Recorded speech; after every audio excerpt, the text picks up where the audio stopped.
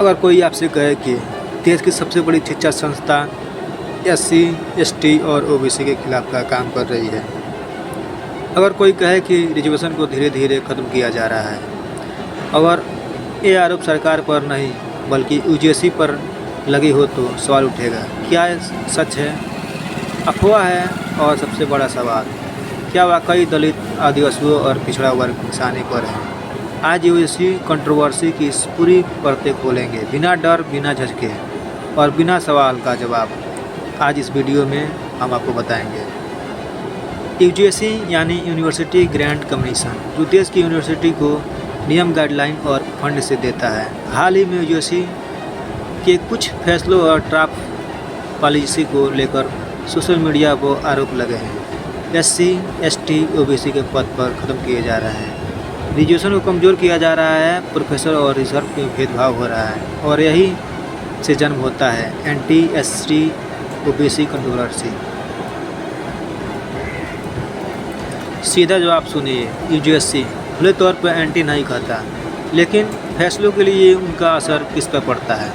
Factory भर्ती में, research policy में, आरक्षणवाद पद पर कैलकुलेशन में, या फिर आरोप है नीति में ऐसी बनाई गई जिससे एसटी, एसटी, ओबीसी को नुकसान हुआ, यानी बात इरादे की नहीं नतीजे की है।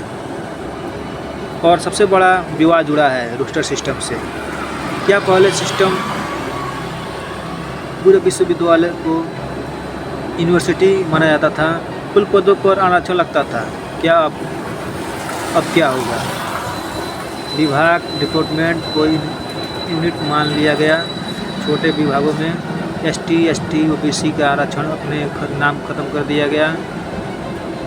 यही वो पाइप है जहां विरोध हुआ। दलित और पिछड़े संगठनों का कहना है ये कानून नहीं बदलाव गया, लेकिन असर वैसा नहीं है और जैसा आरक्षण खत्म हो गया।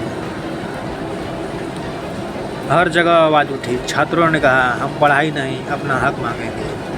प्रोफेसर ने कहा फैसलों कागजों से सही है, लेकिन ज़मीन पर न्याय है।